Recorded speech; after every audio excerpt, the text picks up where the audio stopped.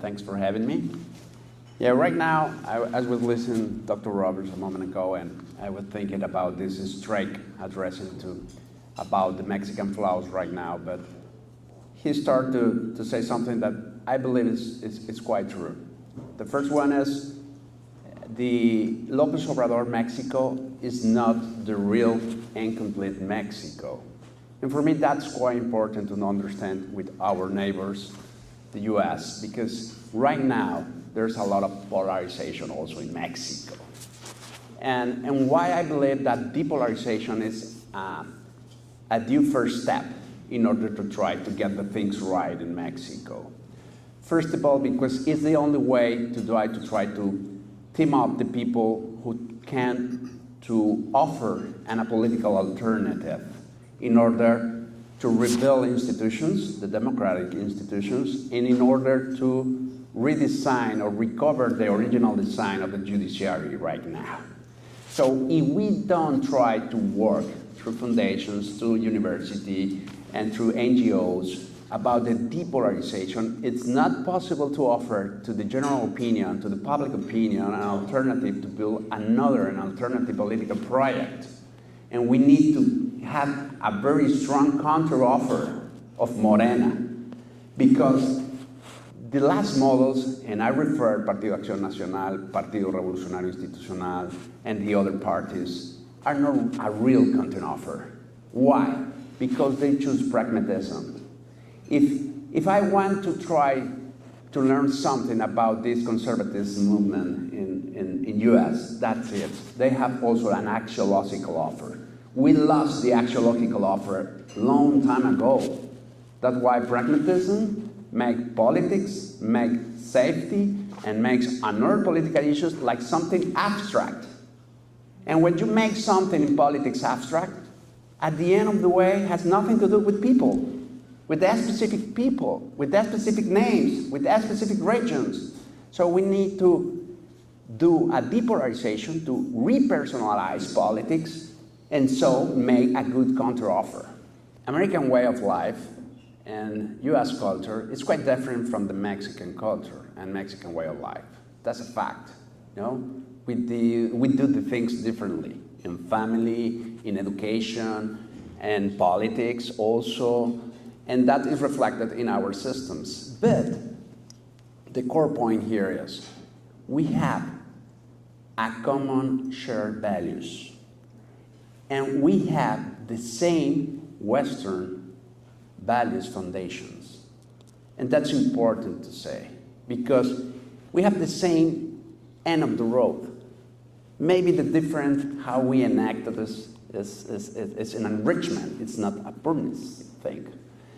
That's why the civil association is important. Why? Because when we talk about depolarization or bilateral cooperation or national security and organized crime, we need to start from the common values and the common axiology. And that's quite important. We can construct and build narratives, different for both countries, but to fail is not an option.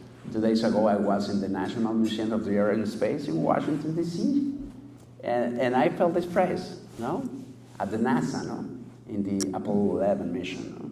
To fail is not an option. We're in the same thing here. To fail is not an option. Why we do have to cooperate each other? Because we have not only a common border, we have a common richness. And that richness is not only money, business, investment, energy, oil and gas. No, it's the common shared values. It's the common axiology that make us and give us the purpose of meaning, not only to be Mexicans or Americans, is to be the Western culture countries. And to distinguish very clearly what is wrong and what is right.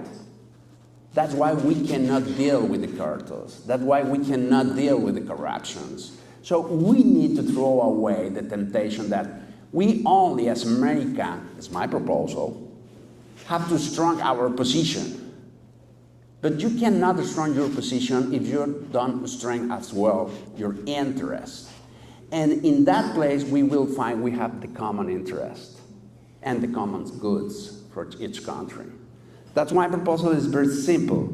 We not can quit this, as Dr. Robert says, more than 20, 30, 40 years to build institutions in Mexico with help of the US. And we need to try to retake the negotiation, and this review of the USMCA has to be with that focus, trying to keep in a win-win vision for each country the common good that we are sharing right now, and more important enough, that we can reach in the future. So failure is not an option. So as a specific regarding and to end with the civil society, we need, and this is an example, a very, very, very neat example. We were talking to the Mexican group yesterday after the cocktail. You know? Well, this think tank culture in US, we can, you know, make a kind of Taco Bell thing with the think tank in Mexico. It's possible. With the Mexican way, it's possible. We need this culture. We can learn each other. And we must do it in order to win the battle. The value battles, the national security battle, and the doing business together battle. Because we need to focus in the long race, Ali said. What is the long race? Our region. Our region versus who? Well, maybe it has not the naming today, but it's China. There's no doubt about it. Because China is not only business. China has to do with this conception itself of the mankind. It's a different conception. Maybe it's not wrong at all. But we need to perceive our conception, and we have to defend and do an advocacy what our conception of people and living together has meaning and purpose as well. No? Not trying to get who is superior or who is inferior. How are we going to cooperate with different views of view, but preserving ourselves, personal view, political view. That's what is important. It's a counteroffer, not only political or commercial to trade. It's a counteroffer of a state model. And in Mexico case, don't forget, 26 years ago, Mexico was a one-party system with authoritarianism, one ruler party, and we made the change in less than 10 years. So we can rebuild. We have still hope after these reforms, after this left government. Of course we have. Always we have. And we're going to do it. I have no doubt about it. We need to think also beyond the cartels issue in order to try to have an overview, a complete overview about the national security issues in Mexico. Not too much people is talking about this in Mexico, but water will be an issue in national security. And undoubtedly, energy. And what's the problem right now? Have you ever listened that the civil institution, the most respected and beloved institution, civil institution in Mexico, is the Navy, or was the Navy? It's a question. I would answer from the bottom of my heart that it's the Navy, undoubtedly. And the regime knows that. And certainly there are a lot of very good Navy elements that are in outrageous angry what is happening with the fuel theft right now. And I want to be clear about that. There are a lot of good men in the armed forces. And also there are a very good man in the law enforcement institution in Mexico right now who are outrageously angry what is happening. And that's why it's a good moment to make a shift, I think so, and to take new narratives in order to rebuild the trust in the institutions. Is the size of the crisis, you know, they said, is the size of the opportunity also. So we need to take this chance in our favor. So national security issues to be and going on the specifics, opportunities and challenge.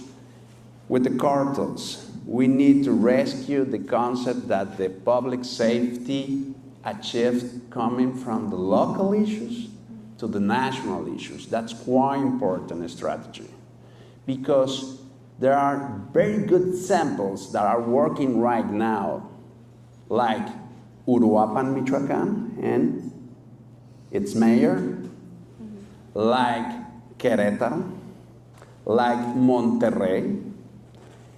I mean, local policies and law enforcement institutions, the police in a city, the police in the state, but I would say more the police in a city, the municipal police, we said in Mexico. It's quite important to try to make a new agenda and to strengthen up those institutions, to strengthen up their training, to strengthen up their capabilities, and thinking in long-term races. And second one, because the cartels grow up coming from the local also. They start to break the institution in a local field. So we need to strengthen the local field in order to break up the capillarity, you know what I mean? So I think that's important new approach, or all approach to be retaken. Secondly, energy. We have a huge problem with the government oil company, named Pemex. It's in a financial crisis, it's in a technical bankruptcy. I have no doubt about that. So, people from Texas and West Texas, we have a chance here. What I mean, they're going to need a lot of foreign investment in order to relaunch their technical capability of exploration, extraction, and distribution. In all the levels, downstream, middle stream, upstreams, they're going to need investment. And it's better that that investment comes from Canada and the US. They have a lot of technology transferation that can give us. And also it's a business opportunity, but the Gulf of Mexico, we have a very good reserve holding in Mexico soil. So we need to take advantage going in specific, and what has to do this with national security? Because you preserve the stability of the state in order to develop new techs. Also water. Dr. Roberts says about our complementing of the part of the deal of waters, no, both sides border. I would say water is an infrastructure challenge. We need to rebuild a new complete infrastructure, water infrastructure, all over the country. And this means also a business opportunity, because we have very good construction companies in Mexico. We want to need a lot of hands and a lot of financial plans to do it. So making business, you can address national security problems. And that's a very specific way to put the spot in this point during the USMCA review. I think we need to talk about these three topics: public safety, dealing with, these extortions to doing business in some place, putting with landlords of the cartels, but at the same time talking about water and energy. Because if you want to do a huge investment in place, what are the first things you ask? How is your public safety? You have enough energy? If you want to, to develop a data center, a data center farm, you need a lot of energy, but also you need a lot of water to cool the equipment. And then, a kind of assimilation or integration, I would say, in the business culture. The middle class in Mexico used to do their LLMs, their MBAs in Ivy League University. They come back to Mexico, and that's our old method that works a lot, because where the people meet each other, and they have plans for the future to doing business together in both sides of the border. And it's a very specific way to address. If we do a recap, what happened in 1994 when the NAFTA? Mexico, after those years, start to redesign his democratic model and its democratic institutions. Because the NAFTA, because those negotiations give us an opportunity to review our design to do better and faster business with US. We have the chance in front of us right now. We need to take it. So if we take chance in a pragmatic point of view, look into doing business, but looking at the same way in addressing the public safety, and how we're going to deal with the cartels, because dealing with the cartels is going to be a long-term race for both countries. We need to accept it. So the strategy has to be in the long term also. So just to recap and to finish, we need to be pragmatical, but at the same time, looking for a political alternative. And the Mexicans, we need to do our job. And what is our job? To generate enough conversation within the country, to get new faces and new institutions to compete and to run as a political alternative. And that's why Patria Unida is important, because it's doing politics outside the politics, in the backstage, And at the long race, you can thrive after that. And we're gonna do it. So that's why cartels, energy, water, oil and gas in a specific, tax security, and the review of the USMCAs would be a good chance to talk about this topic in a specific way and in specific spots in order to try to recover territory.